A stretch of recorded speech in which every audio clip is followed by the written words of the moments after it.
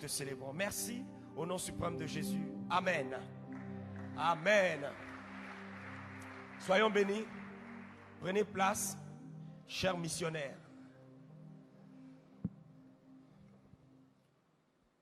Amen. Qui est en joie d'être dans la présence du Seigneur?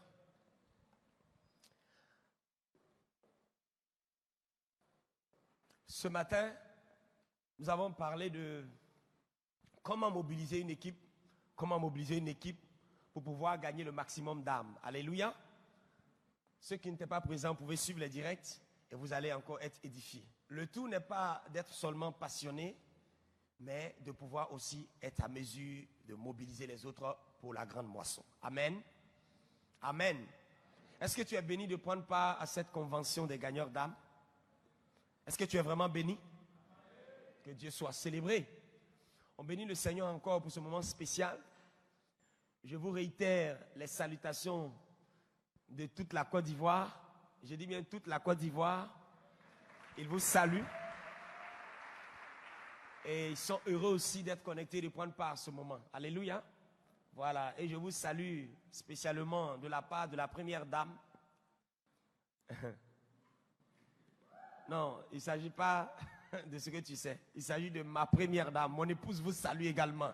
Alléluia. Voilà. Non, mais acclamez bien pour mon épouse aussi. Hein. Alléluia.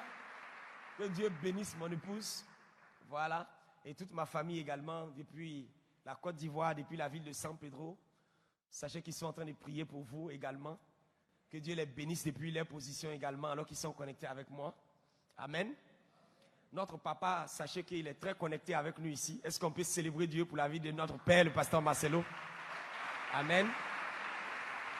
Merci aussi pour notre dynamique responsable, le pasteur Jourdain, toujours souriant. Que Dieu te donne longue vie au nom de Jésus.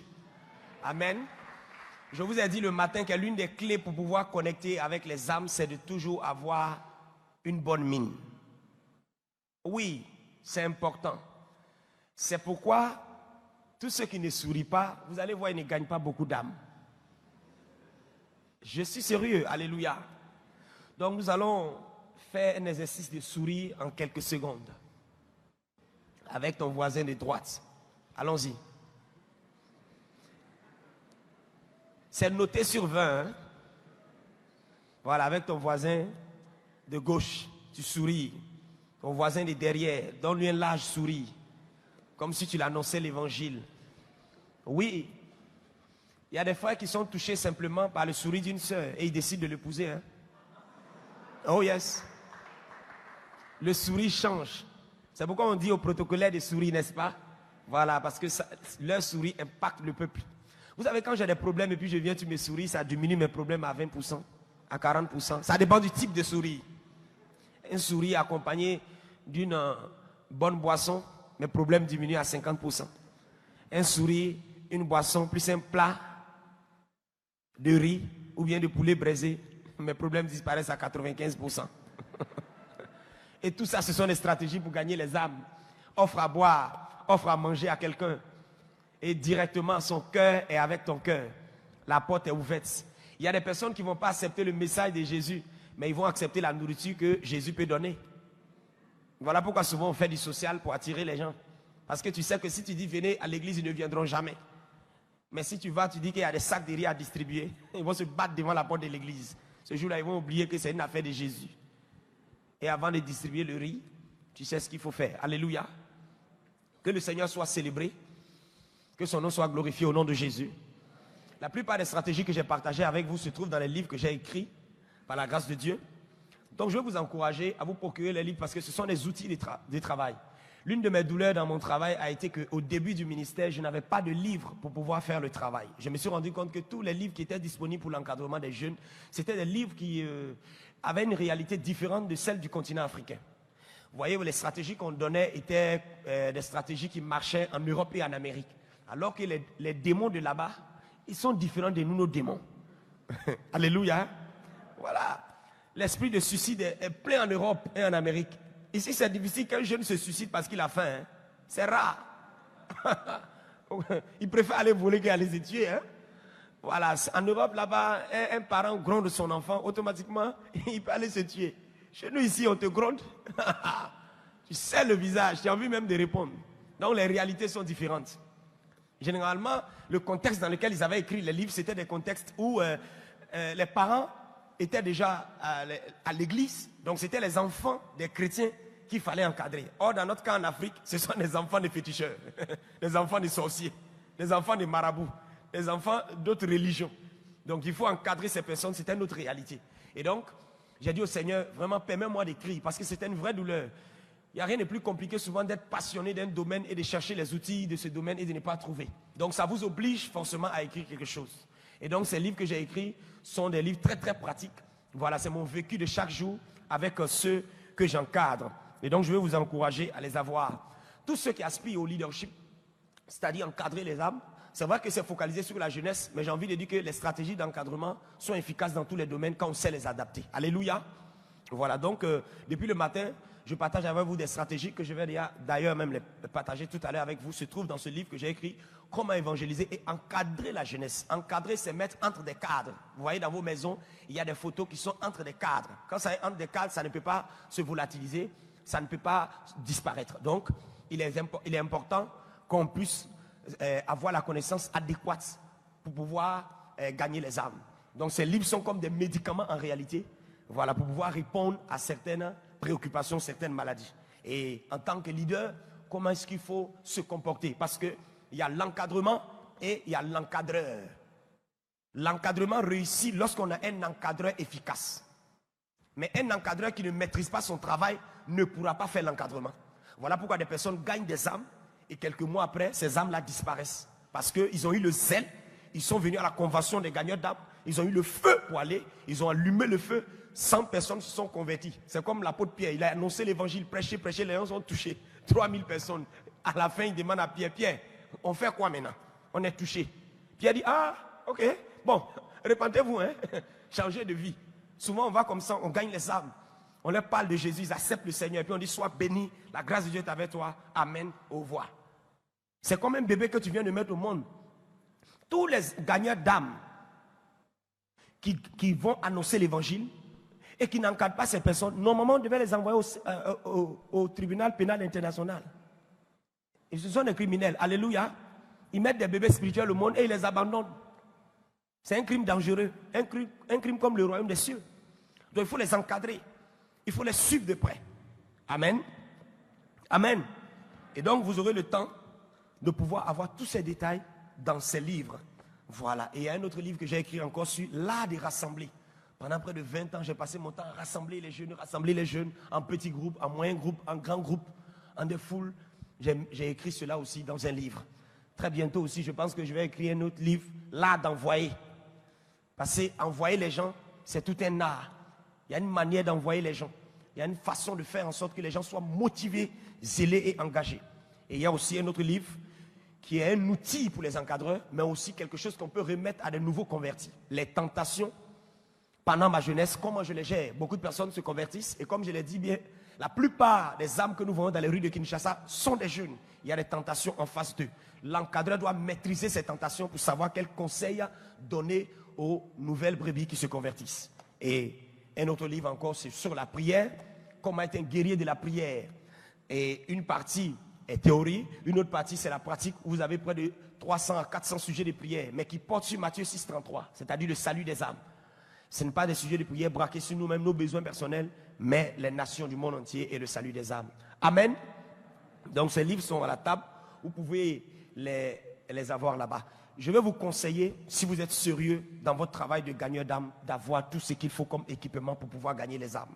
Beaucoup, je sais que si je vous donne le micro, vous allez me poser la question. Révérend, comment on fait, d'ailleurs c'était dans les questions, comment on fait pour gagner les drogués, comment on fait pour gagner les alcooliques, comment on fait pour gagner les homosexuels, comment on fait pour gagner les addicts, etc. Toutes les réponses sont dans ce livre. Alléluia. Voilà, nous n'avons pas le temps qu'il faut pour pouvoir tout répondre. Mais je sais que par la grâce de Dieu, si vous plongez les regards dans la connaissance, vous pourrez les avoir. Que Dieu vous bénisse. Que Dieu vous bénisse. Est-ce que tu es prêt pour ce soir? Il nous reste quelques minutes. Are you ready? Yes or no? Yes. Donne-moi un yes puissant. Ok. Ce soir, en fait, dans les quelques minutes qui me restent, je vous partage 3 choses au même moment. C'est vrai qu'on a dit qu'il faut avoir l'esprit missionnaire, il faut savoir mobiliser les uns les autres pour aller en mission. Mais en tant que missionnaire, évangéliste, encadreur, gagneur d'âme, il faut qu'on soit très équilibré. Et pour être équilibré, il est très important que je partage avec vous les défis du gagneur d'âme. Mais bien avant ça, je vous donne 7 à 8 étapes pour pouvoir encadrer une âme. J'avais donné un élément PowerPoint à la technique. Si on peut me projeter ça, je vais vous montrer rapidement les étapes. Vous les notez. Voilà. Et ceux qui n'ont pas envie de noter, tout est déjà dans le livre. Donc ça, c'était pour les jeunes, mais j'adapte ça à tout le monde. Donnez-moi le slide suivant, s'il vous plaît. Voilà. Les étapes à suivre pour pouvoir encadrer une âme. Allons-y. Premièrement, il y a l'évangélisation. Amen. Amen. Je veux me rassurer qu'on est ensemble. Voyez-vous, l'évangélisation est différente de l'invitation à l'église. Hein? Inviter quelqu'un à l'église ne veut pas dire qu'il a été évangélisé. Dans le mot évangéliser, il y a évangile. L'évangile, c'est la bonne nouvelle. Et la bonne nouvelle est constituée de quoi? Mon frère, Jésus veut te sauver. Jésus est mort, il est ressuscité pour que tu aies la vie éternelle. Si tu donnes ta vie à Jésus, tu seras sauvé. Ton nom sera écrit dans le livre de vie et tu ne mourras plus, tu n'iras pas en enfer. Si tu meurs sur cette terre, tu te retrouveras au ciel avec le Seigneur. La condition, c'est de croire et de confesser que Jésus est Seigneur. Veux-tu l'accepter aujourd'hui? D'accord, il n'y a pas de problème, je décide de donner ma vie au Seigneur. Alors maintenant, tu vas prier avec moi. Il faut amener le nouveau converti à confesser. La Bible dit que celui qui va confesser, qui croira, qui confessera. Donc, il est très important de confesser. Pourquoi il faut confesser? La Bible déclare que la vie et la mort sont au pouvoir de la langue. Il est important que les nouveaux chrétiens confessent que Jésus-Christ est Seigneur. Il est important qu'on puisse les amener à déclarer solennellement que Jésus est leur Seigneur et Sauveur. Automatiquement, à cause de la parole qui devient un point d'appui pour le royaume des cieux, directement leur nom est inscrit dans le livre de la vie. Donc il est très important d'amener le nouveau chrétien, la nouvelle âme convertie, à déclarer, à confesser que Jésus est mon Seigneur et mon Sauveur. Amen. Ça c'est un point capital. Les gens peuvent venir à l'église, hein. On les invite. Et souvent, ils reviennent encore dimanche prochain. Mais, des fois, ils n'ont pas accepté Jésus. Ils ont été présents à un grand programme, c'était chic, c'était fantastique, c'était merveilleux. Et ils se sont retournés. Mais il n'y a pas eu de suivi après. Ils n'ont pas vraiment accepté le Seigneur. Et plus tard, on découvre certaines choses dans la vie de ces personnes. On dit, mais est-ce que lui-même, il avait donné sa vie au Seigneur? Et tu te rends compte que vraiment la personne n'avait pas accepté le Seigneur. Donc ça, c'est très important. L'évangélisation. Et en ce qui concerne l'évangélisation, il y a plusieurs stratégies. Hein. Il y a beaucoup de méthodes. Voilà, en fonction de votre cible, comme je l'ai dit le matin, vous peaufinez une stratégie. Vous voulez gagner, par exemple, comment dirais-je, les prostituées au Seigneur. Il y a une stratégie. Il y a une méthode. Mais vous devez vous rassurer que Dieu vous a donné ce fardeau. Tout à l'heure, nous allons voir les différents fardeaux que le Seigneur met dans le cœur de ses enfants pour gagner les âmes. Rassure-toi d'une chose, seul tu ne pourras pas gagner toutes les âmes. Tu n'as pas la capacité de gagner toutes les âmes. Ça, il ne faut pas avoir cette prétention-là. Et il faut respecter quelqu'un, par exemple, qui se bat pour gagner les étudiants, qui est différent de toi, qui se bat pour gagner, je ne sais pas, les travailleurs. Respecte le champ missionnaire de chacun. Amen. Amen. Voilà, parce que chacun va avoir son onction en fonction de là où Dieu l'a positionné.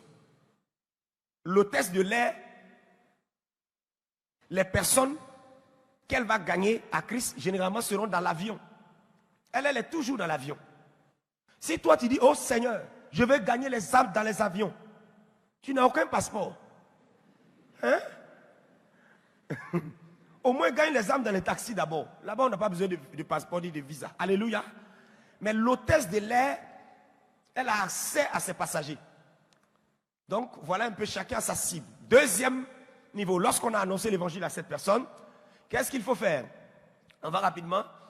Il faut intégrer la personne, l'intégration. Il y a des personnes qui viennent, vous voulez vous donner votre vie au Seigneur? Oui, amen, on les reçoit. Quand on les a reçus, souvent on les abandonne. L'église a les stratégies pour rassembler les gens. L'église a les stratégies pour pouvoir annoncer la parole, pour impacter les gens. Mais le réel problème de l'église, c'est sa capacité de rétention, sa capacité à retenir. 100 personnes peuvent venir. Et en fin d'année, quand on fait le point, 90 sont partis, ils sont repartis dans le monde. Jésus n'a pas dit aller annoncer l'évangile seulement.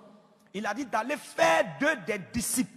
Il n'y a pas de disciple sans suivi. Amen. Ce sont les disciples qui sont comptés. Et il n'y a pas de disciple sans suivi. Voilà pourquoi les paresseux ne peuvent pas être de vrais gagneurs d'âme. Gagner une âme veut dire qu'on est décidé à suivre cette âme, à encadrer cette âme. Et ça demande de la disponibilité, ça demande du temps, ça demande le cœur d'amour. Vous ne pouvez pas haïr une âme que vous avez évangélisée. Vous devez être patient. Souviens-toi combien de fois on a été patient avec toi. Combien de fois on allait te chercher à la maison. Combien de textos de WhatsApp on t'a envoyé. D'autres ont énervé même leur encadreur. Certains ont dit, écoute, hein, cette histoire de Dieu, c'est pas forcé. Tu veux, tu viens. Tu veux, tu ne viens plus. Au revoir.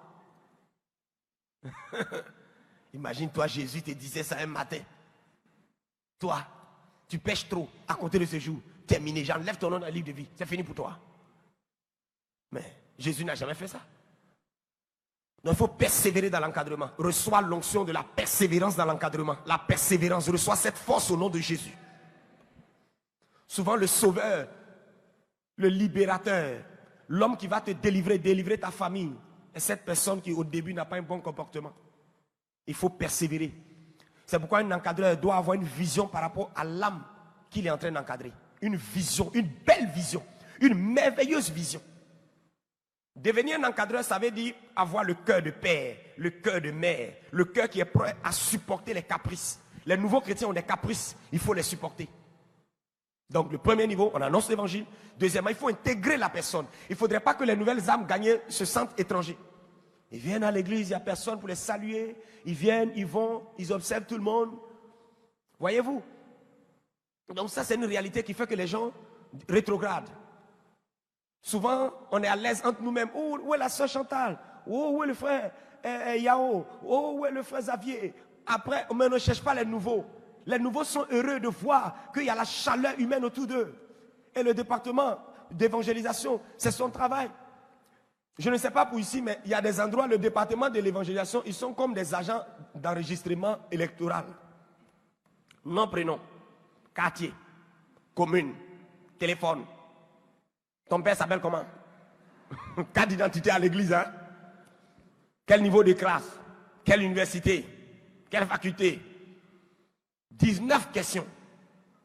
Le nouveau chrétien est même étonné. Vous dites, ah, c'est identification pour l'élection présidentielle ou quoi? Amen, quelqu'un? Donc il faut passer à l'essentiel. On a stocké les fiches. On ne peut pas laisser les fiches comme ça et dimanche prochain on est là encore. Oh Seigneur, sois loué, sois béni. Et les âmes de la semaine, qui les a visités? Qui est allé chez eux à domicile? Qui connaît chez eux? Vous savez, tu peux résister à tout, mais tu ne peux jamais résister à l'amour. L'amour est un lien puissant. L'amour est fort que la mort. C'est pourquoi certaines personnes sont prêtes à se tuer juste parce que leur amoureux a disparu. Oui. Je mets fin à ma vie. Je ne savais pas que tu pouvais me faire ça, Jeannot. Je ne pouvais pas croire. Oh mon Dieu. Ah, ça ne vaut plus la peine de vivre, hein? Sans toi, qu'est-ce que je vais devenir? Comment tu as été sans lui au départ?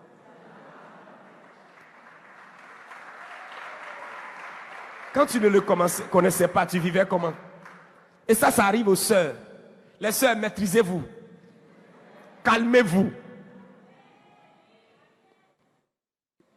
Votre vie ne dépend pas d'un fiancé. Si vous n'avez pas le bonheur en tant que célibataire, vous ne l'aurez pas dans le mariage. Parce que dans le mariage, on vient donner ce qu'on a. Si vous êtes blessé, c'est les blessures que vous allez donner. Oh, si vous êtes plein d'amour, c'est l'amour que vous allez donner. Je ferme rapidement la parenthèse. Alléluia. Étape suivante. Après l'intégration, on pose les fondements. Pose des fondements. Ah oui. Et c'est ce que nous assistons à notre génération. Lèvons la tête, je vais vous dire quelque chose. Aujourd'hui, on voit des jeunes serviteurs de Dieu impolis sur les réseaux sociaux.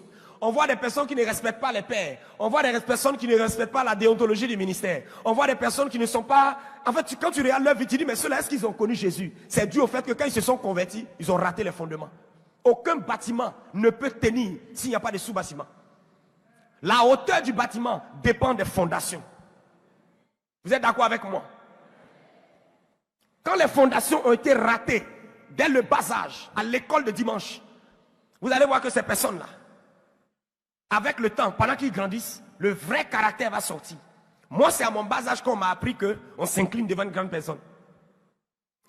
On m'a appris à ne jamais discuter avec un père spirituel. Jamais.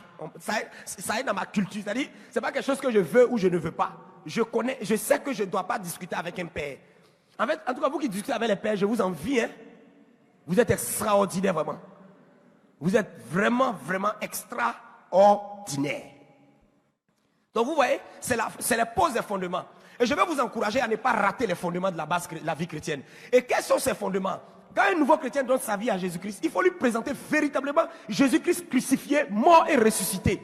Il faut lui expliquer son identité en Christ. Parce que si on ne l'explique pas ces fondements-là, demain quand un sorcier va apparaître, il va dire, allô pasteur, regardez ce qu'ils sont en train de me faire. J'ai fait tel rêve. 4 chats sont en train de me poursuivre. Les cafards sont là. Qu'est-ce que je fais? De dire quelle prière? Hein? Et c'est là tu vois souvent des gens qui ont été nommés à des postes de responsabilité. Lorsqu'il y a des crises, écoute leurs paroles. Ils vont dire, hein? Ah, ceux qui vont nous tuer ici, hein? On va mourir, maman Langaï. Hey! Il ne peut même pas dire Jésus de Nazareth. Pourquoi? Le fondement a été raté. On a regardé à son zèle de départ. On a regardé du fait qu'il venait toujours à l'église à l'heure. Et on l'a nommé à quelque part. Et voici maintenant, un nouveau vient, il se comporte mal. Il se place avec le nouveau. Il dit, si tu es garçon, encore tape-moi. Au nom de Jésus, je vais te gifler. Et c'est encore. Comme tu dis, ah frère, écoute, ce n'est ni par la chair, ni par la force. Hein. Il dit, et puis il discute, quelle chair, quelle force? Quitte là-bas. Tu n'as pas vu Pierre qui a coupé l'oreille de Malchus? Je veux faire comme lui. Mais qu'est-ce que Jésus a dit à Pierre? Donc ces fondements sont importants. Sinon, si on laisse les gens comme ça, ils vont mal grandir. Les fondements de la sainteté, les fondements de l'humilité. Il y a un niveau d'orgueil parmi les jeunes aujourd'hui que Satan lui-même, il est étonné, il est assis, il dit, et que c'est moi, il vous a fait comme ça. Il dit, moi, mais j'étais orgueilleux au ciel, mais vraiment pour vous là, Dieu même, je le respecte. Mais vous ne respectez pas vos parents. Moi, le diable et mes conseillers, on se demande. En tout cas, Dieu, ce n'est pas moi. Hein. Voyez-vous, c'est dû au fait que, dès le départ, on est pressé de faire des gens des chrétiens, mais il n'y a pas le fondement du brisement. Il n'y a pas la parole de Dieu. On ne peut pas parler, on ne peut même pas dire, il est écrit. Il est écrit, la Bible déclare. Pourquoi? Parce que les fondements ont été ratés. Quelle que soit notre fonction, la parole de Dieu doit demeurer et rester notre fondement solide. Les Écritures. Moi, je me rappelle quand nous on était nouveaux chrétiens, on nous apprenait les versets bibliques par cœur. Tu récites d'abord en rang, vous mettez en rang. Jean 5, verset 4. Tu dis, Jean 5, verset 4. Jean 5, verset 4. Jean 5, dehors. Dehors, vite. Au suivant. Ah oui. Hein? Un jour, j'ai fait ça. J'ai fait des camps où on apprend la Bible, on lit seulement. Et vous vous mettez en rang. Psaume 23, allons-y. L'Éternel est mon chef dehors. Il n'est pas ton chef. Au suivant. L'Éternel est mon berger. J'aurai l'argent tous les jours. Dehors. Vous savez quoi? Il y a quelque chose dans l'islam. En fait, moi je vais vous dire une chose. Hein. Quand vous voyez un musulman en train de prier, il n'est pas en train de parler le français. Tout ce qu'il dit en arabe et tout ce qu'il dit, ce sont des versets coraniques. Mais aujourd'hui, l'église est devenue légère dans l'encadrement des âmes. On n'a pas les Écritures. Devant les problèmes, on se plaint. Au lieu de dire, Seigneur, il est écrit dans ta parole. 7 fois le juste tombe, 7 fois il se relève. Seigneur, il est écrit dans la parole que lorsqu'on tourne vers toi les regards, le visage ne se coupe pas de honte, mais il est rayonnant de joie. Si tu rappelles à Dieu les promesses, mais tu vas rappeler à Dieu ses promesses comment? Le Saint-Esprit vient te rappeler ce que toi-même tu as appris, non? Ah oui, hein, c'est comme ça il fait. Il dit, je vais vous rappeler. Rappeler veut dire que tu connais la chose, mais tu as oublié. Mais toi, tu n'as rien dans la tête. Oh. La seule chose que tu connais, ce sont les cantiques seulement. Beaucoup connaissent les cantiques, mais ne connaissent pas les Écritures. Donc, il faut amener les nouveaux chrétiens à connaître les Écritures, à connaître la parole de Dieu. Amen. Ensuite, qu'est-ce qu'il faut faire d'autre encore? Que Dieu nous donne le cœur de berger pour les âmes. Il faut faire les entretiens, les culs d'âme. Il ne faut pas laisser les gens comme ça. Les gens ont un passé, ils ont un antécédent. Tu souffres de quoi? Tout ça, j'ai mis dans les livres. Tu as quel problème? Quel était ton passé? Avant, moi, j'étais un sorcier, j'étais telle religion, je faisais ceci, je faisais cela. Ces gens de personnes-là, ils peuvent rester là anciens, mais ils ont des croyances en eux. Quel que soit ce que vous prêchez à la chair, eux, quand ils vous voient en païen. De cette église, en tout cas, ça me plaît bien, mais. Ça me plaît bien, mais. Toute personne qui parle dans une vision et qui dit ça me plaît, mais en réalité, il n'est pas avec vous. Une opportunité se présentera et il va frapper fort.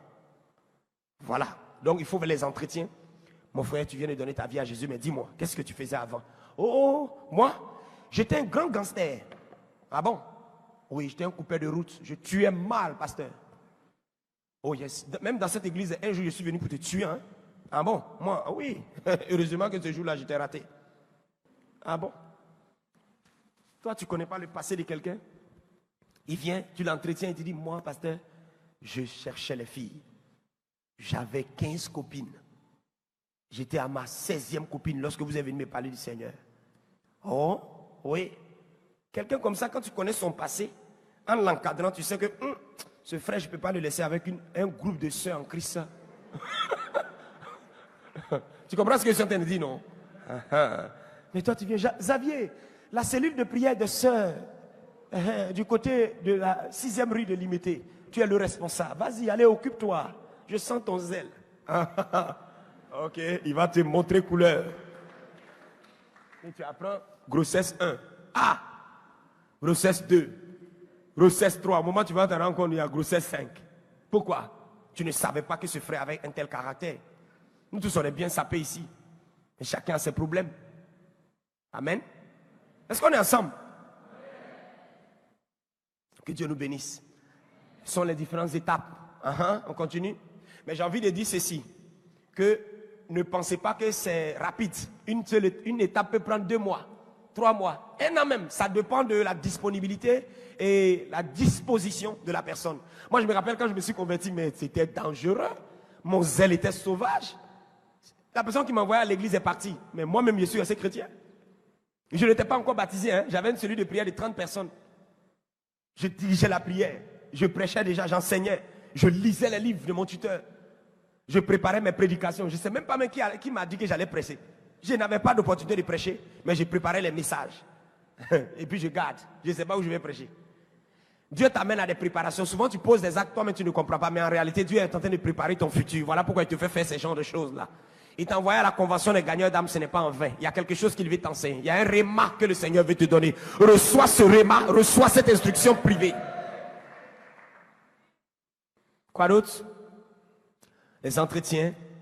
Et vous allez voir l'interaction constante. L'interaction, l'envoyer les SMS, l'appeler. Les frères vont chez lui à la maison. On le met dans des groupes. Allons-y, avançons pour que je puisse progresser.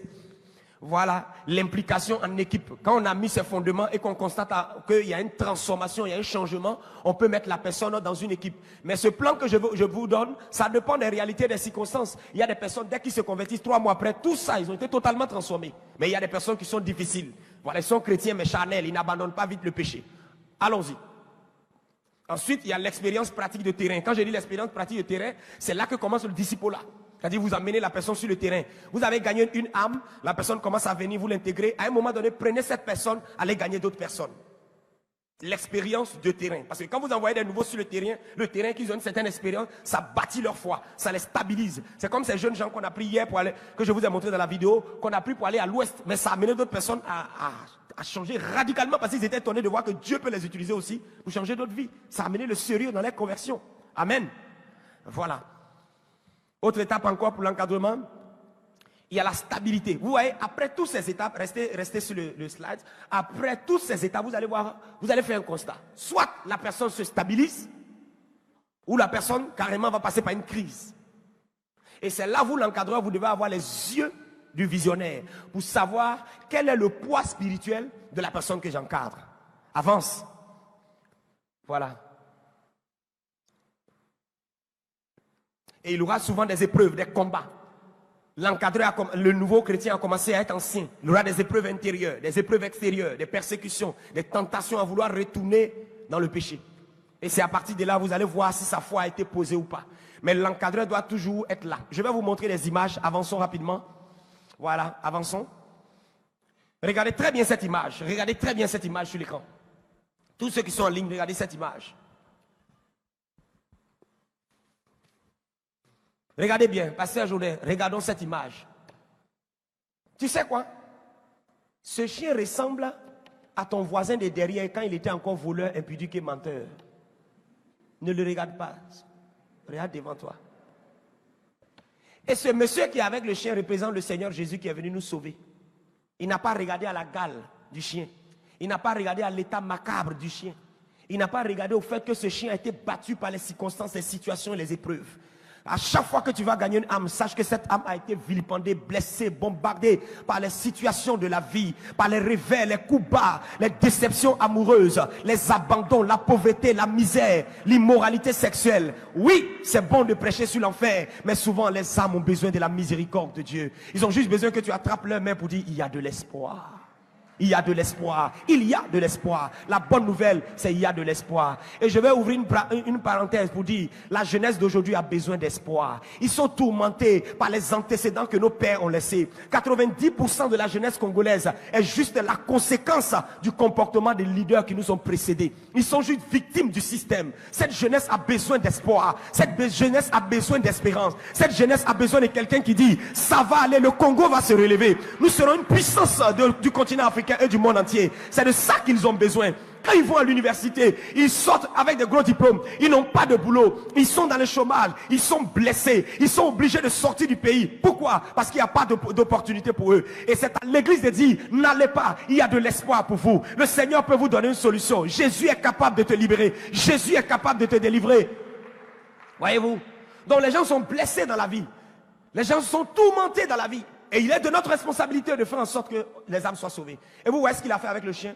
Il a récupéré le chien. Il l'a mis dans une cage. Il a encadré le chien. Regardez, il a nettoyé le chien. On voit ses blessures. Il a commencé à lui donner du lait. Il a commencé à lui donner du lait. Vous voyez ça? Patiente un peu. Vous voyez ça? Ça, c'est la nouvelle âme. Le jeune drogué qui fumait au moins 5 fois par jour. Petit à petit. Sa cigarette ne te gêne pas. Sa drogue ne te gêne pas. Quand il fume, il a fini. Tu dis, ok, c'est bon, c'est ok, tu as fini? Ok, il faut venir. Comment tu vas? Mon frère, quand tu as une vision par rapport à la vie de quelqu'un, tout ce qu'il fait au dehors ne t'influence pas. C'est ta vision qui va porter. C'est ta vision qui va porter.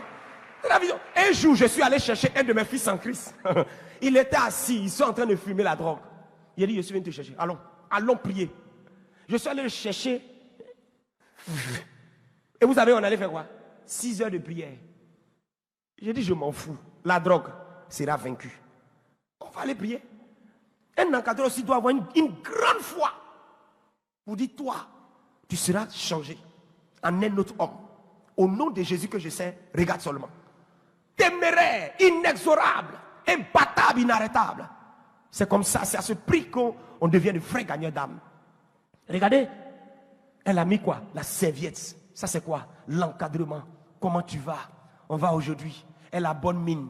Elle qui se comportait comme une folle, elle crie sur tout le monde. Ma soeur, tu dis, elle est mal habillée. Ah, tu fais quoi? Va au marché, viens avec les paquets. Je ne voyage jamais sans envoyer les dons aux jeunes que j'ai. Jamais. C'est interdit, formellement interdit. À tous les encadreurs avares, soyez délivrés de l'esprit d'avarice. Les encadreurs qui ne peuvent pas mettre la main dans la poche. Des encadreurs qui ne peuvent même pas prendre des chaussures. Tu vois le gars que tu encadres, il n'a rien. Une ancienne prostituée, regarde ses habillements. Ma soeur, au lieu de lui dire, ma soeur, tu dois te sanctifier. Tes habits sont trop bizarres. Hein? Ça n'emporte pas ça à la compassion. Ah, mais toi-même, tu as compassion, non? Ou bien, va au marché, il faut lui faire des achats. Donne-lui de bons vêtements. Jésus n'a pas dit, vous là, je suis fatigué, il n'y a pas de nourriture, retournez chez vous. Il a dit, ok, quelqu'un a un peu de pain là-bas, un peu de poisson. Ok, asseyez-vous, pas arranger les 50. Il dit, Père, je sais que tu m'exauces toujours. Au nom de Jésus, Amen, c'est fait. Voilà, la nourriture apparaît. Ils ont bien mangé. Toi, tu penses qu'ils ceux-là vont aller parler mal de Jésus encore? Ils sont toujours là. C'est le fan club de Jésus. Pour dire à mon frère, tu n'as pas mangé.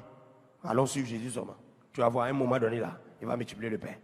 Tu es sûr, hein? Je te parle de quelque chose. Allons seulement. Amen. Regardez l'image suivante. Oh, qu'est-ce que vous remarquez? Qu'est-ce que vous remarquez? Il y a un changement. Même si son œil lui fait mal un peu, mais on sent dans c'est comme si le chien est en train de dire, ceux qui se sont moqués de moi, ils vont voir ma gloire. La main de l'Éternel va me secourir. Ils pensaient que j'étais un chien abandonné, qui ne pouvait rien faire. Mais les plaies de mes oreilles vont guérir très bientôt. Dieu m'a donné un bon berger. Dieu m'a donné un bon maître. Souvent, ça fait mal aux gens de voir que des peuples sont loyaux, engagés vis-à-vis de leur leader. Mais ça dépend de ce que le leader a fait pour eux. Ça dépend de ce que le leader a fait pour eux. Ah oui, on a hébergé des enfants chez nous à la maison, petits, qui nous ont offert des terrains, 5 hectares de terrain, quand ils ont grandi. Souvent, les gens veulent recevoir les personnes qui ont les grosses voitures. Les grosses voitures sont dans les étudiants qui n'ont rien aujourd'hui. Des milliards sont dans ces petits étudiants qui quittent à l'Unikin pour venir. D'autres ont marché hier pour venir à la rencontre parce qu'il n'y avait pas de véhicule. Cher leader, les personnes que tu méprises souvent, ce sont ces personnes qui vont t'apporter le bonheur. Ceux que tu appelles les riches, les boss qui viennent là, ce sont les personnes qui vont t'abandonner avec le temps. Les plus petits là, c'est eux qui restent fidèles, loyaux depuis le début. Ils sont là, ils connaissent la vision, ils sont engagés, ils sont déterminés, ils sont prêts à porter le coup avec toi. Et désormais, ce n'est pas une affaire de pasteur et membres, ça devient papa et fils. Ne soyez pas choqués de voir que les gens appellent leur leader papa. C'est pas parce que c'est un surnom, mais en eux, ils ont vu vraiment le cœur de père. D'autres ont été abandonnés par la maison. D'autres n'ont pas senti ce qu'on appelle l'amour paternel. Et des fois, des pasteurs leur ont communiqué à cause de leur cœur de berger cet amour paternel. Pourquoi vous voulez qu'ils ne défendent pas leurs pasteurs sur les réseaux sociaux? Pourquoi vous ne voulez pas qu'ils paient des jets privés pour donner à leur pasteur? Pourquoi ça vous fait mal lorsqu'ils achètent des voitures chères pour donner à leur pasteur? Mais quand vous n'étiez pas là, les pasteurs ont payé le prix pour certains d'entre eux. D'autres dormaient à l'église. Le pasteur a pris son argent de poche, il a financé leur entreprise. Quoi de plus normal d'être reconnaissant? Est-ce qu'il y a des personnes demain ici, quand Dieu va leur donner des milliards, ils ne vont pas hésiter à payer des jets pour donner au pasteur, des hélicoptères pour aller en mission? Je suis étonné que tu ne me donnes pas un amen fort. Je suis étonné. Quoi d'autre? Regardez l'état du chien. Ah, même à l'hôpital, il envoie le chien. Frère, ça demande un amour extraordinaire. La Bible déclare que Jésus a mis le comble à son amour pour que nous soyons sauvés. Je sais que ce monsieur, quand il est venu voir le chien galeux, les gens lui ont dit, mais monsieur, vous êtes malade, vous allez vous faire contaminer. Mais monsieur, vous allez vous faire contaminer, la police pourrait l'arrêter. Vous faites quoi avec ce chien-là? C'est comme ça, le jour où tu vas aller dans les ghettos pour aller sauver les drogués, ils vont dire, mademoiselle, allez quand même, vous êtes trop belle pour entrer dans ce coin. Attention, attention, attention, oh pasteur, vous êtes trop grand maintenant. Vous êtes un grand révérend pour aller dans les villages. Non, allez, vous ne pouvez pas monter sur une moto. Votre niveau dépasse le niveau des motos. Jésus marchait. Un grand marcheur de haut niveau. Je me demande même si souvent son pied n'a pas cogné caillou. Bon. Et puis il a dit, oh, Pierre, aide-moi. Mathieu, venez attraper mon pied. Pardonnez, aidez-moi, bandez mon pied un peu. Et puis petit à petit, il marchait. Il dit, il faut qu'on aille. Voyez-vous un peu? C'est quand on est orgueilleux, on trouve qu'on est un pasteur au-dessus des villages. C'est lorsque l'esprit d'orgueil, le sentiment supérieur vient en nous. On veut seulement prêcher à la chair. Les rues t'attendent, les carrefours t'attendent, l'université t'attend.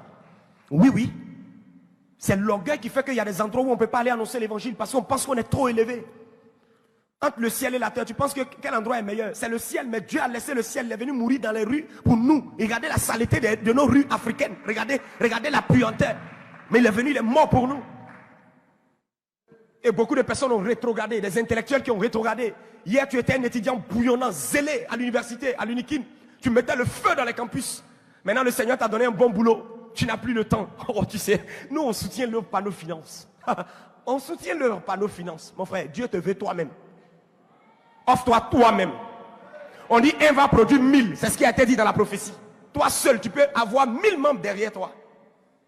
Les gens pensent que donner l'argent, c'est un alibi pour ne pas gagner les âmes. Non, tu donnes l'argent, tu gagnes aussi les âmes. On fait les deux. Amen, quelqu'un?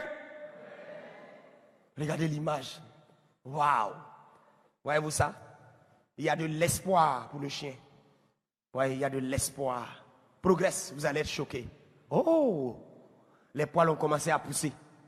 Ça, c'est quand il commence à faire coup de baptême. Voyez le chien?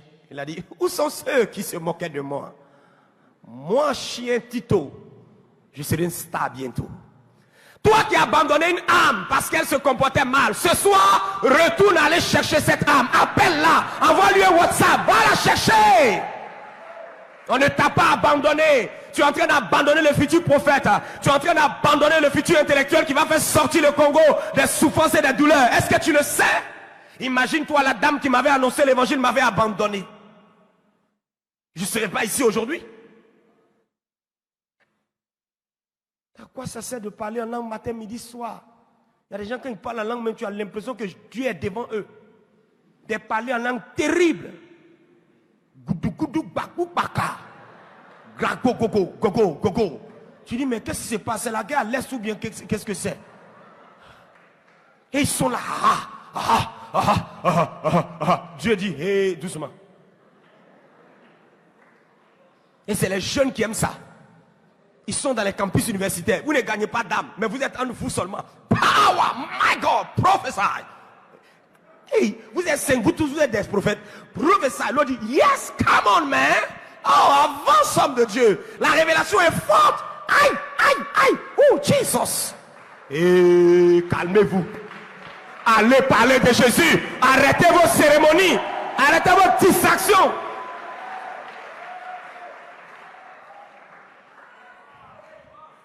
Et tu les vois, ils sont 18 sur l'affiche.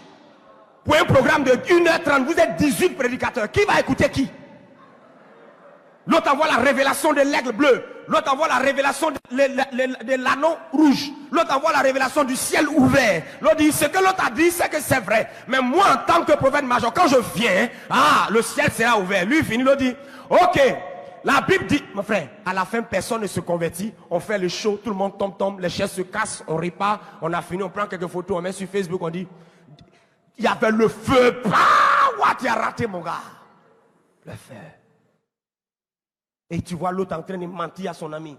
Tu es monté à une autre dimension, homme de Dieu. Ah bon, hein? Oui, je t'ai vu en esprit. Tu montais. Tu faisais, je te voyais comme Ézéchiel. L'esprit de l'Éternel sur moi, je te voyais. Écoute, dégage, dégage, dégage, dégage. C'est ce que je disais. On aime l'activisme, mais on n'aime pas la productivité. On aime se faire, tu vois, non, se faire voir. Les costumes sont vendus dans tous les marchés de Kinshasa. On peut les avoir. Allez voir Photoshop, on nous tape une photo. Écoute-moi, la beauté de l'affiche ne veut pas dire la beauté du message. Il y a beaucoup d'affiches belles, mais les personnes sur les affiches sont vides. Il n'y a pas d'expérience, il n'y a pas le chemin du brisement, il n'y a pas la transformation. Les messages ne sont pas lourds, les messages ne sont pas profonds. C'est du matu-vu, on est obligé d'acclamer parce que tu es notre ami. Sinon, on sait que tu ne nous as rien dit. Et ils sont pleins ici à Kinshasa. Surtout dans la commune 2. Ton voisin connaît le nom de la commune. Le ciel est ouvert. J'ai dit le ciel est ouvert. Regardez l'image. Vous allez être étonnés de la prochaine image. Oh Seigneur, que c'est merveilleux. Waouh! Acclamez l'encadreur. Acclamez cet encadreur. Ce n'est pas tout. La technique. Choque-nous un peu. Come on. Look at this. Look at this. Look at this. Look at this. Reçois la grâce d'être un encadreur. Reçois la grâce d'être un berger. Reçois la grâce de garder les âmes. Reçois la grâce de persévérer dans l'encadrement. Reçois la grâce de continuer, de continuer, de continuer. L'âme qui est avec toi aujourd'hui, qui n'a pas de valeur, demain sera un grand leader. Demain sera un grand responsable. Demain sera un libérateur. Tu seras fier de voir que c'est toi qui l'as encadré. Alléluia. Assieds-toi un peu. Oh yes. Je me rappelle quand je croisais mon père spirituel, le révérend Raoul Wafo. Il y a cela près de 14 ans. Je ne connaissais rien. Il m'a tout appris. Presque tout appris. Si je peux prêcher aujourd'hui, c'est grâce à lui. Si je peux m'arrêter ici pour vous parler, c'est grâce à lui. Qui pouvait croire en moi? N'oubliez jamais les gens qui croient en vous lorsque personne n'a cru en vous. Non, ne les oubliez jamais. Ne soyez jamais déloyal. Ne soyez jamais ingrat. Dis avec moi, je ne serai jamais ingrat. Si tu n'as pas parlé, c'est que tu es un ennemi. Dis, je ne serai jamais ingrat. Jamais. Il y a quelqu'un qui te forme toujours. Ceux qui ont honte de donner leur origine, ce sont des dangereux. Tu dois toujours dire que je viens d'eux. Oui, oui. Je peux avancer? Oui, vous êtes déjà fatigué. Vous me dites ainsi, vous êtes déjà fatigué. C'est bon, j'arrête. Vous ne voulez plus. Vous êtes trop fatigué. Mais je ne vous sens pas. Je ne vous sens pas. I can't feel you, hein? Pasteur Jourdain, je stoppe, non? Tu m'as sacrifié. Alléluia. Une image encore. Je pense qu'il y a une dernière image. Regardez. Wow. Continue. Oh, Milou. Regarde Milou. Qui aimerait acheter ce chien? Tout le monde veut acheter ce chien. Attends, laisse cette image. Tu sais quoi, pasteur? Voilà certains leaders à qui je vais dire la vérité. Les gens payent le prix pour encadrer les brebis. Vous n'étiez pas là quand ils ont gêné avec eux. Vous n'étiez pas là quand ils ont poursuivi ces personnes dans les taxis. Quand ils sont allés les chercher, maintenant ils sont devenus en embonpoint. Vous commencez à dire, cela m'appartient, cela m'appartient, cela m'appartient. Hein? Tout ce que j'encadre là, je leur fais comprendre que je suis ton pasteur. J'attends quelqu'un qui va me dire que c'est lui qui t'a encadré. Lui et moi, on va vers la guerre. Mais regardez ça. Tu es venu dans cette église brisée, humilié, tu n'avais rien. Aujourd'hui, tu gâtes ta voiture, tu fais comme ça. Pim, pim. Et tu pim, pim. Alors qu'on te voyait au début de compassion. Même l'argent pour emprunter le taxi, tu n'avais pas. Regarde les distances que tu as fait à pied, frère. Quand vous avez souffert comme ça, vous êtes en un bon point. Et vous voulez marier une soeur qui ne respecte pas votre encadreur. Hein? De te marier. Et on marche ensemble, tu dis non, moi tout me plaît, mais sauf ton pasteur. Son histoire, là, ne me plaît plus. Sa façon de prêcher ne m'arrange plus. Tu regardes la soeur comme ça, tu dis, ma soeur, sois bénie. Le contrat s'arrête là, now, right now. Sois béni et au revoir. Ayez des totems dans la vie, dans vos relations de destinée. Un encadreur d'âme, c'est ça. On doit donner un prix à ce monsieur. Ramenez l'écran, l'image de Milou. Oh! Acclamez pour l'encadreur.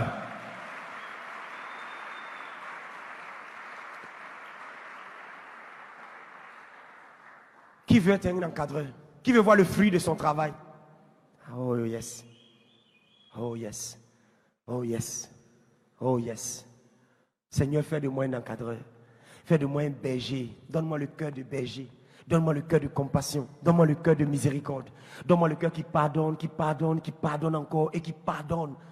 Vous voyez, ce chien sentait. Il était fini à voir. Personne ne l'aimait. Mais actuellement, tout le monde veut payer ce chien-là. Je vends le chien. Qui veut payer? Oh, moi. Mais au début, personne ne voulait le payer. La vision que tu poursuis là, au début, ça semble être vilaine. Ça n'a pas de sens. Tout le monde se moque de ça. Continue. Continue. Persévère. N'arrête pas. Un bon matin, tu seras étonné que la vision a pris forme. L'entreprise a été montée. Le terrain a été acheté. La parcelle a été construite. Avec le temps, je vois quelqu'un persévérer et réaliser le rêve que Dieu a mis dans son cœur. Donnez-moi le dernier slide. Vous allez voir quelque chose. Il y a une question qui est là. Quelle est la question? De là, du point numéro A au point numéro B, que s'est-il passé? Un encadreur a passé par là. Un berger a passé par là. Quelqu'un qui a compassion a passé par là. Que Dieu nous bénisse.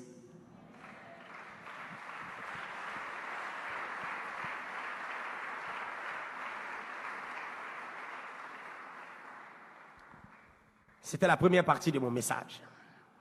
Donc si on me donne 10 minutes encore, vous pouvez me donner 10 minutes? C'est possible? Ok, mais avant ça, on va se tenir debout. Stand up. Tous ceux qui sont en ligne, voilà, on va se tenir debout. Et on a un sujet de prière. Nous allons demander à Dieu de nous donner le cœur d'encadreur, le cœur de berger. Amen. Voilà, le mercenaire abandonne les brebis. Écoute-moi, tu as intérêt à ce que Dieu te donne ce cœur. Tu sais pourquoi? Sinon tes efforts seront inutiles. Vous allez vous mobiliser, vous allez faire des grandes campagnes d'évangélisation. On va investir des millions dans le matériel, etc. Mais quel est notre retour? Si on pouvait parler en termes d'entrepreneur, j'ai envie de dire, quel est le retour sur investissement? Quel est le retour? Le retour ici dans le royaume des cieux, c'est le gain d'âme. Ce n'est pas l'argent, mais c'est les êtres humains qui se convertissent. Alors nous allons demander à Dieu, Seigneur, fais de moi un berger. Fais de moi un berger. Est-ce qu'il y a des sœurs qui aspirent à être des bergères? Oh, des bergers, des sœurs qui encadrent. Vous savez quoi? Vous avez intérêt à encadrer. Il va dire quelque chose, peut-être ça peut te faire rire. Refuser d'encadrer une sœur, est-ce que tu sais que tu es en train de faire du mal à un frère? Normalement, la sœur que tu as abandonnée devait être sa femme. Vous qui abandonnez les âmes là, ces femmes des gens, vous laissez au dehors. Hein? Allez les chercher. Moi, mon épouse, je l'ai rencontré dans le ministère que je fais. Et je l'ai encadré d'abord. Encadrer les sœurs, amen. Une sœur peut se transformer en épouse. Vous ne croyez pas? Demandez à tous ceux qui vont se marier dans ce temps-ci là. Et à tous ceux qui se sont mariés. C'est une sœur qui est devenue une épouse un jour. Et les sentiments changent. Ça peut te faire rire, mais c'est la vérité. La sœur en Christ que tu veux marier là. Tu sais où elle est quittée? Tu sais qu'il a envoyé la compassion? C'est un berger qui s'est occupé d'elle. Le berger a mis la parole. Le berger a mis le Saint-Esprit. A travaillé de telle sorte que son esprit soit connecté à la parole de Dieu. Le berger a veillé sur elle. Et elle est une grande responsable au groupe musical. Et toi, tu viens, tu dis, Sylvie, Dieu m'a mis à cœur que tu es ma femme. Comme ça, hein? Et tu es content de la marier. Pendant ce temps, l'encadreur a arrêté derrière et dit, hey, il y a la joie dans mon cœur. Sylvie se marie. Mais il y a toute une histoire entre lui et Sylvie. Mais si lui, il avait joué avec une âme, tu as vu, non? Aujourd'hui, il y a des entrepreneurs qui ont embauché des frères de l'église. Mais d'autres étaient dans la drogue hier, d'autres étaient dans l'alcool. C'est pourquoi je vous ai dit hier, il faut être nombreux. Si tu abandonnes quelqu'un, l'enjeu est élevé. Il y a des destinées extraordinaires au dehors. Il y a des musiciens stars du Congo qui sont des futurs prophètes. Hein? Vous le savez? Attendez, vous allez voir la décennie qui arrive. De nombreux artistes musiciens qui font la fierté de la nation. Vous serez étonnés un bon matin. Ils sont arrêtés au bord de la route. Vous dites, moi, tant. Vous me connaissez comme star. Eh oui, c'est moi. Donnez votre vie à Jésus. Tout le monde sera étonné. Cela va arriver. Nous, on a vu ça en Côte d'Ivoire. Et ça sera ici au Congo également. Élevons la voix. Même à tous ceux qui sont connectés. Seigneur, donne-moi le cœur de berger. Quelle est la personne que tu avais abandonnée? Quelle est la personne que tu avais lâchée? Ce soir, le Seigneur t'interpelle. Élevons ensemble la voix. Crions à Dieu. Crions à Dieu. Beaucoup n'ont pas quitté l'église. Beaucoup n'ont pas rétrogradé. Mais ils ont rétrogradé dans l'encadrement. Leur zèle a refroidi. Leur amour pour Dieu a refroidi. Allons-y, mes amis. Je ne vous entends pas. Prions. Les barados chez Ibrahim Devros. Père, donne-moi le cœur de berger. Donne-moi le cœur de berger. Donne-moi le cœur de berger. Baya la brodo busubra di la bahanda la brusha babaya. Rita baba yandi de brodo busubra di la kata babaya. Quand tu as le cœur de berger, tu persévères dans l'encadrement. Quand tu as le cœur de berger, tu vas chercher ceux qui ont rétrogradé. Tu ramènes au Seigneur les personnes qui ont rétrogradé. Élève la voix et prie. Élève la voix et prie. Ne sois pas fier d'être zélé dans le département. Il y a une jeune fille que tu as laissée. Il y a un jeune homme que tu as laissé. Le Seigneur t'appelle à retrouver cette personne. La croissance n'aura pas lieu si on se limite seulement à nous-mêmes. On doit aller les chercher. Il y a encore des brebis perdues d'Israël au dehors. Allons les chercher. Et cela vient par le cœur des bergers. Le Seigneur a dit, je vous donnerai des pasteurs, des bergers selon mon cœur. Père, donne-nous de perdre le troupeau. Donne-nous d'avoir un cœur de miséricorde pour les âmes. Au nom de Jésus. Nous sommes exaucés. Au nom de Jésus. Amen. Assieds-toi rapidement, je partage quelque chose avec toi. Voyez-vous?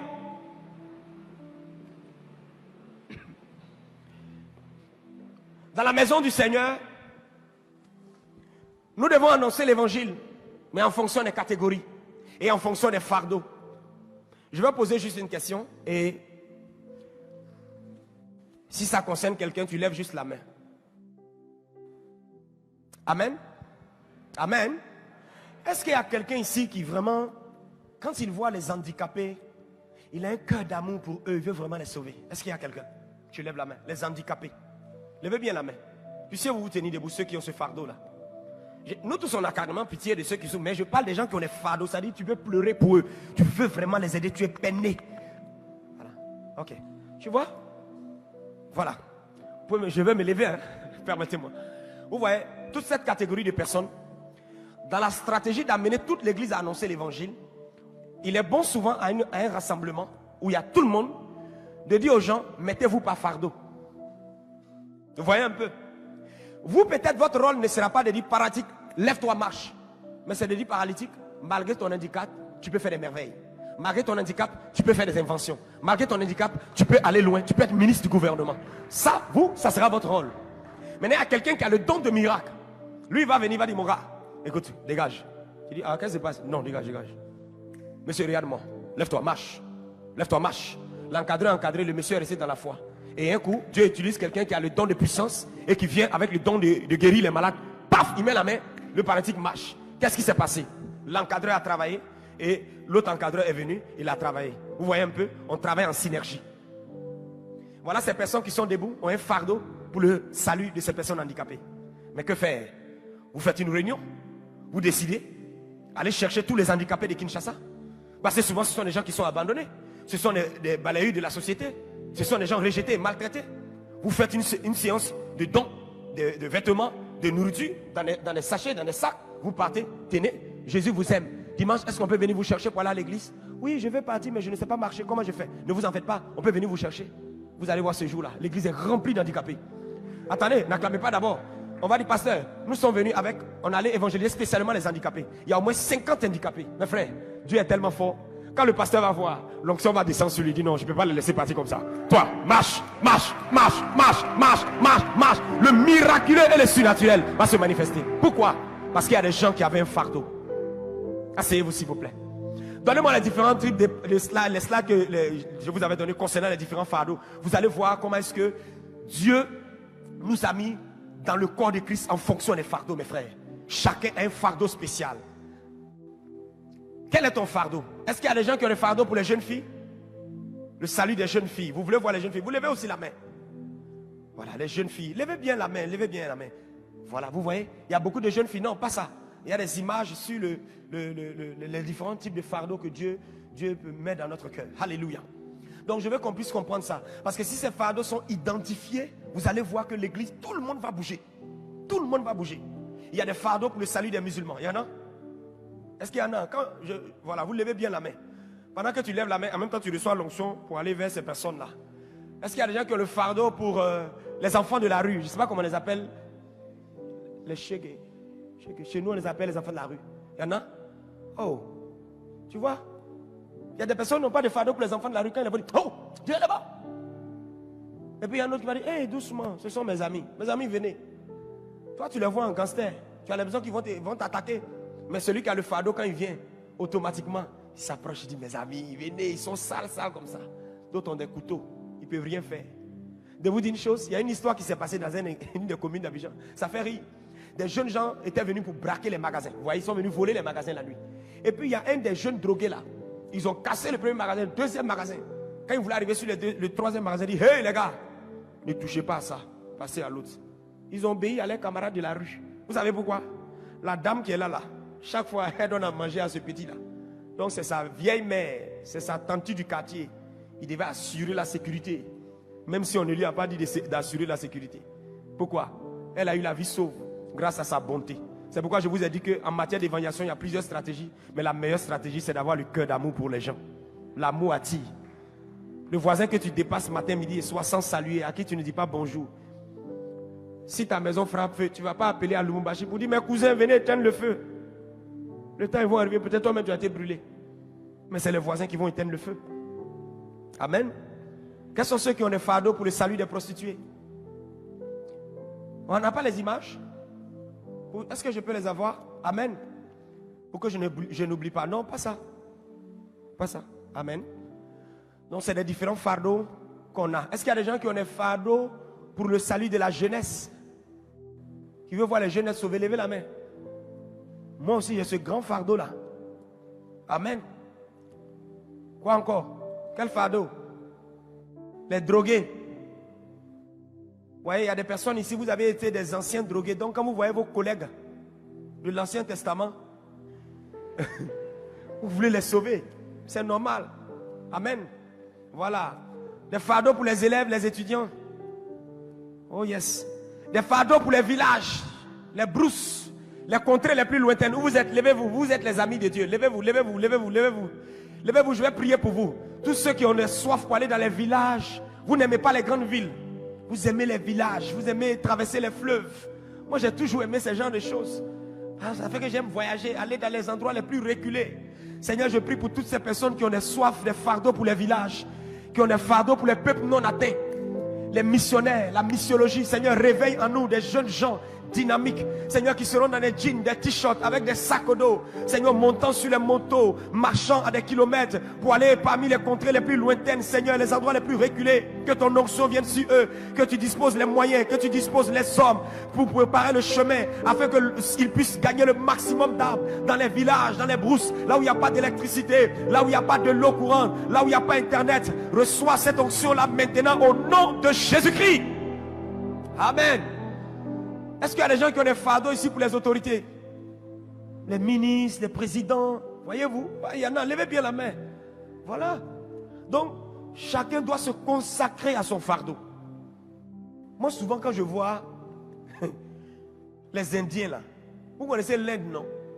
L'Inde, ils ont combien de dieux? Ils ont près de 400 000 dieux. Dans l'année, il y a combien de jours? Si un dieu doit être adoré par jour, ils ne vont jamais finir d'adorer les dieux. Beaucoup de dieux comme ça. Quand je les vois, je dis Dieu. Et, pardon, il faut avoir pitié des Indiens. Ils vont tous aller en enfer. Ils sont beaucoup. Il faut les faire grâce un matin comme ça. Boum, ils n'ont qu'à être sauvés tous. Sinon, vraiment. Et puis, ils croient dur en leur divinité. Hein? Tu vas venir t'arrêter comme ça. Donnez-moi vie à Jésus. Oh. Bouddhiste, ces gars-là, il faut la main surnaturelle de Dieu. Quels sont ceux qui ont des fardeaux pour ces genres de personnes? Quels sont ceux qui ont des fardeaux pour le salut des occultistes, des mystiques, des marabouts? Vous voulez les voir sauvés? Les gens comme ça qui veulent voir ces marabouts, ces mystiques sauvés, vous devez être des gars qui gênent et prient beaucoup. Hein? Parce que c'est une affaire de power contre power. Ah oui, parce que moi, ils m'ont dit, bon d'accord, je vais donner ma vie à Jésus, mais on va faire un petit test. Moi, je vais m'envoler, je vais me bloquer, je serai suspendu. Après, tu fais. Si tu me dépasses, je deviens chrétien. Et tu vas dire, mon frère, non. Moi, je ne suis pas venu, en fait, pour ça, quoi. Mais je suis venu juste te dire que Jésus t'aime. Le monsieur va dire, non, on va faire démonstration de puissance. Amen. Vous qui avez un fardeau pour la jeunesse, vous faites quoi dans les temples climatisés? Les jeunes sont où? Allez là où ils sont. Ils sont sur les terrains de foot en train de jouer les ballons. C'est là. Si vous me dites que vous avez un fardeau pour le salut de la jeunesse, écoute, ce n'est pas sur les directs. Connectez-vous, connectez-vous. Connectez-vous comment? Les gens n'ont même pas de téléphone, tu dis connectez-vous. Il faut aller où ils sont. Quels sont ceux qui ont des fardeaux pour les foyers, les familles? Restauration des familles, restauration des foyers. Vous voyez, non? Ah, ah. Quels sont ceux qui ont des fardeaux pour les chauffeurs de taxi de Kinshasa? Ouais, il n'y en a pas, hein? Il y en a. Qui encore? Il est le seul dans cette grande assemblée.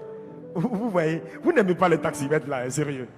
Père pardonne-les quand ils savent ce qu'ils font. Alléluia. Hein? Non, mon frère, reçois l'onction. C'est que toi, tu ne dois plus acheter voiture.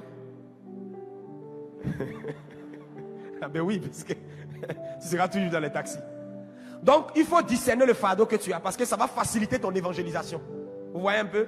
D'autres ont posé la question, mais comment je fais pour gagner telle personne? Si tu n'as pas le fardeau pour gagner telle personne, ça sera souvent difficile. Regarde-toi, il faut t'analyser. Ou bien rentre dans la présence du Saint-Esprit. Seigneur, qu'est-ce que tu m'appelles à toucher quel genre de personne? Moi, quand Dieu a mis dans mon cœur le fardeau pour le salut de la jeunesse, ben écoutez, c'est ma vie en fait. Tous ces livres sont sortis de l'observation.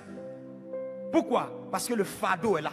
Quelqu'un qui a le fardeau pour les prostituées, vous allez voir, il peut vous donner un séminaire de 4 heures sur comment gagner les prostituées.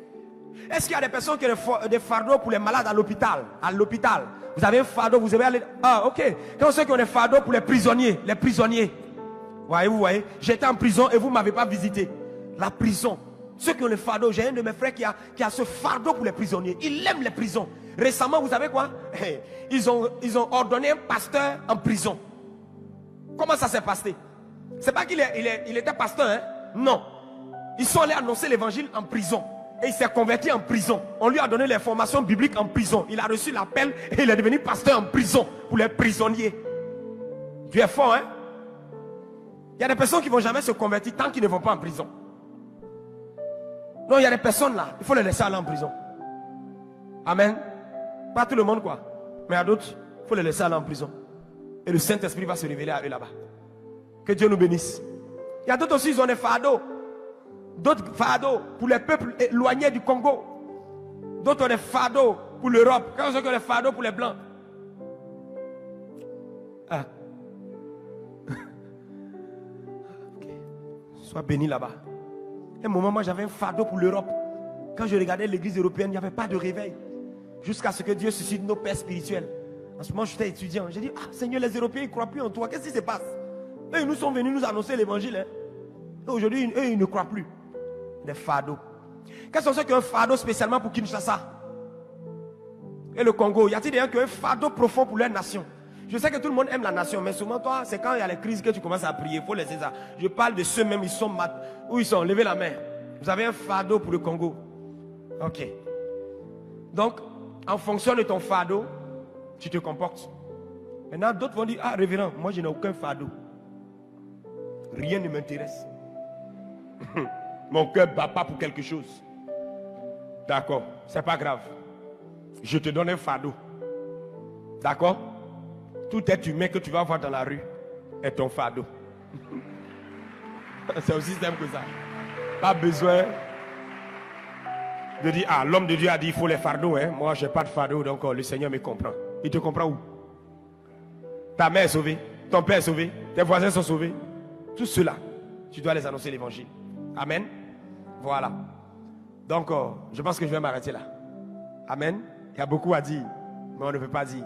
Je devais normalement partager avec vous les challenges et les défis du gagneur d'âme.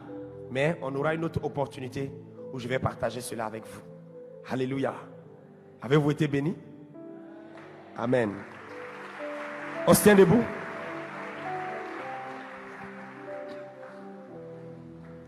Comment ramener quelqu'un qui a rétrogradé? Il y a des étapes pour amener quelqu'un qui a rétrogradé. Tout ça, c'est écrit dans le livre. Vous savez, l'un des ennemis, pour ne pas dire les obstacles que les gagneurs d'âme peuvent rencontrer souvent sur le chemin, c'est ce que j'ai appelé les excuses logiques. Les excuses logiques vont te dire, je suis étudiant, j'ai des devoirs, j'ai des compos, on ne m'a pas mis à l'école, j'ai pas le transport pour aller à Lumumbashi. Voici des excuses logiques qui peuvent vous empêcher d'être des gagneurs d'âme. Ah oui, mon emploi du temps ne me permet pas. Mes frères, quand quelque chose est prioritaire pour toi, tu auras toujours le temps pour cette chose. Ce n'est pas une question de je n'ai pas le temps. C'est une question de priorité. Si Jésus et son royaume sont prioritaires pour toi, tu auras le temps qu'il faut pour Jésus et son royaume. Il y a des personnes qui n'avaient pas le temps, mais dans les temps des fiançailles, ils avaient toujours le temps pour aller causer avec les fiancés. Vous avez enlevé ce temps où? Même au téléphone. Certains, ils vont accompagner. Arriver encore au milieu de la rue, vont causer jusqu'à causer. La fille va venir le raccompagner, lui aussi va l'accompagner. Jusqu'à 3 h du matin, il va les trouver là. Dans une affaire d'accompagnement. Et le lendemain, il doit aller au travail à 7 h. Pourquoi? Parce que c'était ta priorité. Dans les excuses logiques, vous allez voir. Non, ma mère n'est pas d'accord. Mon père n'est pas d'accord. Mes frères, la Bible dit que celui qui aime son père, sa mère, ses frères, ses soeurs plus que moi, il n'est pas digne de moi. Aussi longtemps que vous voulez gagner les âmes, il y aura des oppositions. Des fois, ce sont les parents qui vont s'opposer. Des fois, c'est votre santé qui va vouloir refuser. Vous êtes zélé, mais un peu vous êtes malade. Tous ceux qui ont le feu de l'évangélisation et qui ont des problèmes dans leur santé, maintenant, recevez votre guérison. Soyez restaurés dans tout votre corps. Au nom de Jésus, dis Amen. Les obstacles pour gagner les âmes, les obstacles logiques. J'ai un devoir, j'ai un examen. Mes frères, vous devez braver ça et de gagner les âmes. Nous, on allait à l'université, on allait à l'école. J'ai reçu mon appel où ça? En étant étudiant, en deuxième année de criminologie.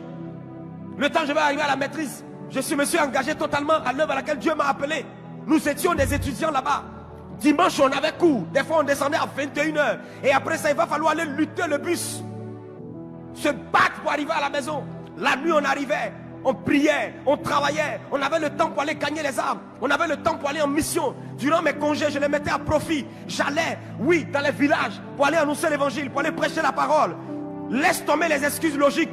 Laisse tomber les excuses logiques.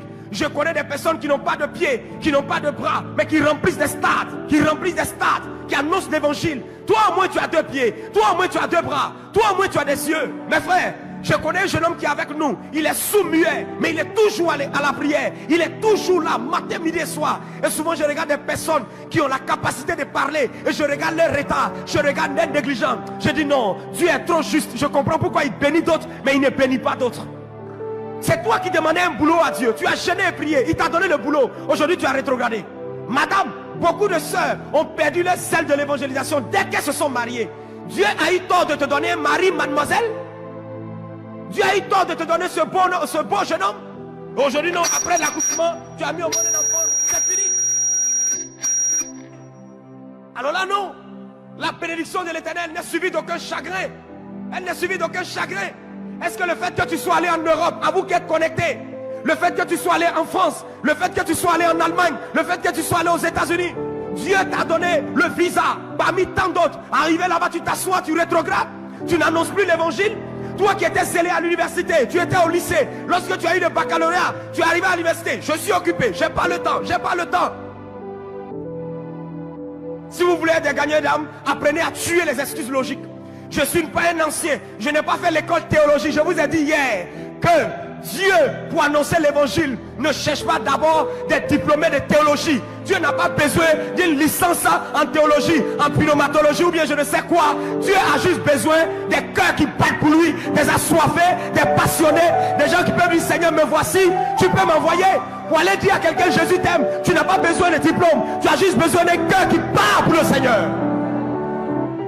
Il y a des grands hommes de Dieu qui ne sont jamais allés à l'école, qui ne savent même pas parler le français, mais qui ont bâti des gigantesques temples et multiplié les églises locales dans le monde entier.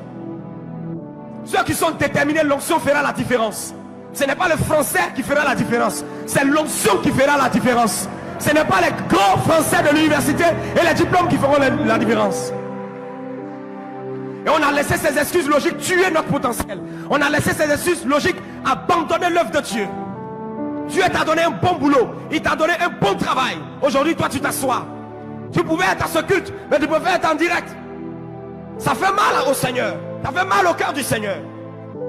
Beaucoup de personnes disent, je suis maman, je suis une tante. Maman, il n'y a pas d'âge dans l'œuvre de Dieu. Il n'y a pas d'âge dans l'œuvre de Dieu. Il n'y a pas d'âge dans l'œuvre de Dieu. Ton zèle détermine ton âge. Ta passion détermine ton âge. J'ai vu des grandes-mères qui sont toujours en train de prêcher la parole. Des mamans avec des cannes, mais qui continuent d'annoncer l'évangile. Ne laisse pas ton âge te tromper. Ne laisse pas les chaises de devant te tromper. Les vrais responsables ne sont pas ceux qui se mettent dans les vestes et remplissent les premières places. Ce sont ceux qui vont chercher les âmes et les envoient à l'église. Ta responsabilité sera respectée lorsqu'on verra que tu es un grand gagneur d'âmes. À compter de ce jour, tout le monde s'inscrit à l'école des gagneurs d'âmes. Quel que soit ton département, quelle que soit ton église, quel que soit ton âge, nous sommes tous des gagneurs d'âmes. Est-ce que les gagneurs d'âmes peuvent lever la main? Est-ce que les gagneurs d'âmes peuvent lever la main? Eh mes frères, nous allons prier. Nous allons demander à Dieu, Seigneur, que tout ce qui est excuse logique, qui m'empêche de faire l'œuvre de Dieu, mon boulot, mon patron, mon travail, je détruis cela, j'annule cela, j'éteins cela. Toi qui es allé en Europe, toi qui as une opportunité pour aller à Dubaï, toi qui as une opportunité pour aller en Arabie Saoudite, Dieu t'a envoyé là-bas pour le ministère, Dieu t'a envoyé là-bas pour gagner les âmes. Est-ce qu'on peut élever la voix et prier? Est-ce qu'on peut élever la voix et prier? Je ne vous entends pas, peuple de Dieu. Oh, Rabalebo, Chebelebe. Imaralabo, Chebrelebo. Pour les quelques minutes que nous respirons, toi qui es en ligne avec moi, je n'ai pas le temps, je descends tard. Quelle est la raison que tu donnes au Seigneur? Les excuses qui ne tiennent pas. Je ne me sens pas bien. Tu as le temps d'aller dans les mariages, tu as le temps d'aller dans les anniversaires, tu as le temps d'aller dans les concerts, tu as le temps d'aller dans les baptêmes, mais tu n'as pas le temps d'aller en mission, tu n'as pas le temps de gagner une âme. Tu as le temps, tu respectes ton boss, tu respectes ton patron, mais tu ne respectes pas le Seigneur. Tu as rétrogradé. Tu es un ancien, mais tu as rétrogradé. Oh, répands-toi ce soir. Répands-toi ce soir. Et connecte-toi au feu de la mission. Les balais vororobos.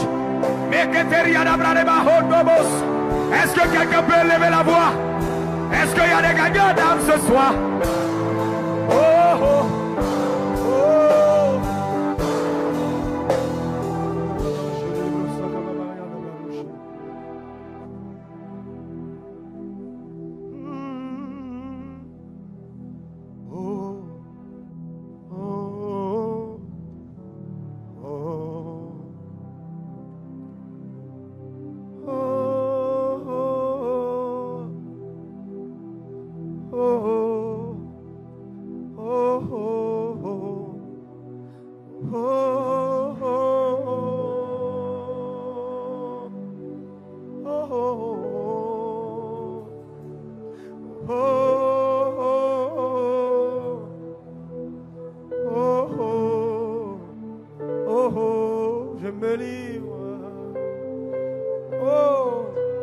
Ces assoiffés de Dieu, où sont ces jeunes gens, ces hommes, ces femmes décidés à gagner les âmes? Est-ce que tu peux te concentrer dans la prière? Oh, c'est pas le temps de me regarder, c'est pas le temps de regarder ton voisin. Livre-toi, livre-toi, viens, viens, viens. Le Seigneur t'appelle à gagner les âmes. Je me livre totalement. Tu veux. Tu peux. Ah. Est-ce que tu peux confirmer le chant? Je me livre totalement. Où sont ceux qui veulent se livrer pour la mission? Oh, livre totalement. Tu peux. Je me livre totalement.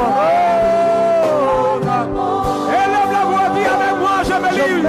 Chantons, chantons, chantons tout le monde. Lève les mains. Tu peux m'utiliser.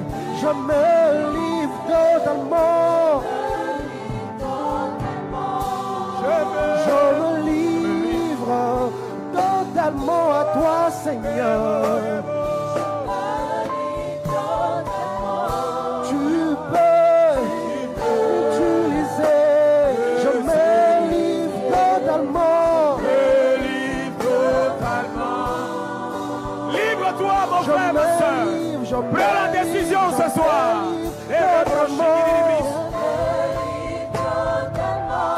Tu peux m'utiliser.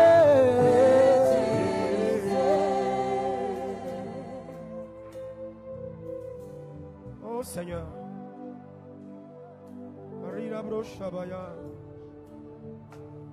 Ce soir, je vais appeler devant ici particulièrement tous ceux qui ont le fardeau pour le salut de la jeunesse. C'est cette grâce que Dieu m'a donnée. Tous ceux qui ont le fardeau pour le salut de la jeunesse, venez devant.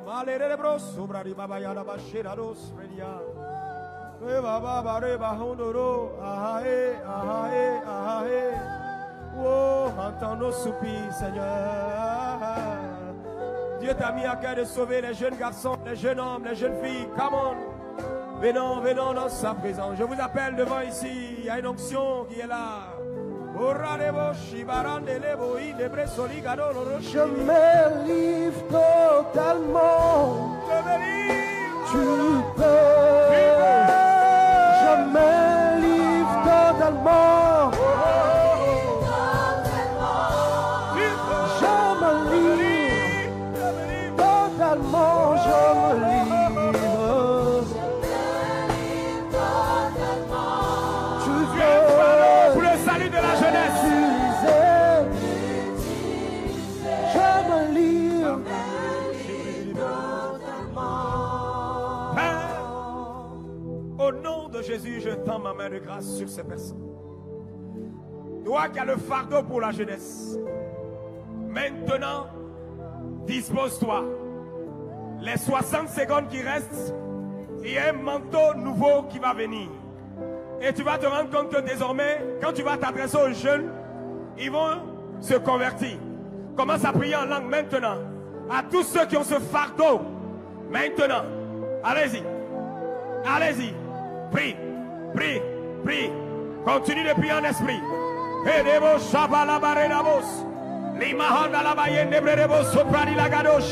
Tu as un fardeau pour le salut de la jeunesse.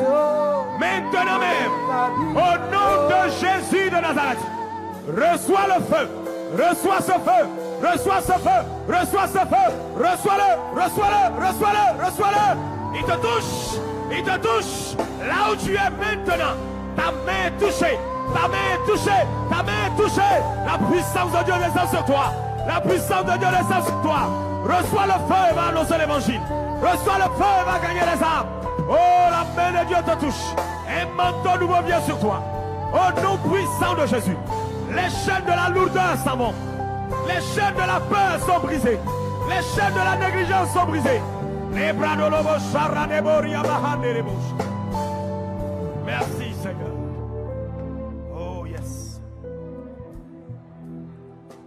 Maintenant même, à vous tous qui avez ce fardeau pour le sauver, la jeunesse des nations, la jeunesse du Congo, la jeunesse de Kinshasa, à tous ceux qui sont connectés, alors que tu fermes les yeux maintenant, la présence de Dieu descend sur toi. Elle te saisit maintenant. Elle te saisit, elle te saisit, elle te saisit. Les nations sont libérées, les jeunes sont libérés. Oh, la main de Dieu nous saisit. Plus jamais ton zèle ne sera le même.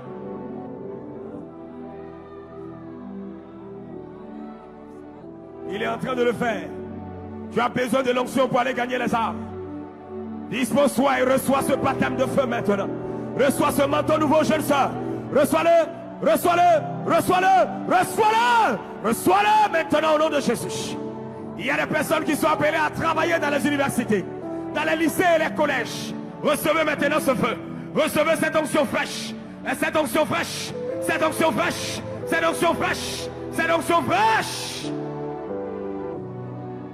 Glorieux Saint-Esprit. Équipe-nous. Équipe-nous. Équipe ton église. Comme des gagnants d'âme. Tout le monde dans la salle. Quels que soient nos fardeaux, levons les deux mains maintenant vers le trône.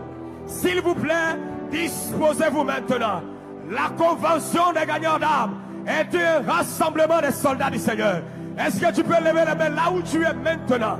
Et le Seigneur te donne un feu nouveau. Il te donne un feu nouveau depuis là où tu es. Depuis là où tu es. Reçois un zèle nouveau. Reçois une nouvelle vision. Une nouvelle vision. Un fardeau nouveau pour la croissance de l'église.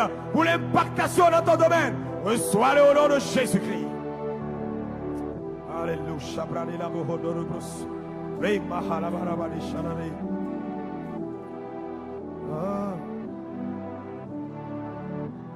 Vas-y. Une minute. Prie encore. Dis Saint-Esprit, remplis-moi. Saint-Esprit, baptise-moi de ton zèle. L'esprit missionnaire. Le feu de la mission. Le feu de l'évangélisation. Le feu de l'intercession. Reçois-le. Même les responsables. Recevez ce feu pour entraîner les membres de vos équipes. Recevez ce feu pour être des porteurs de fardeaux autour de l'homme de Dieu. Reçois ce zèle. Reçois le manteau de la mission. Ceux qui ont des fardeaux pour les villages. Le Seigneur te donne des noms de villages. Au nom de Jésus. Au nom de Jésus. Au nom de Jésus. Au nom de Jésus. Au nom de Jésus. Merci glorieux Saint-Esprit.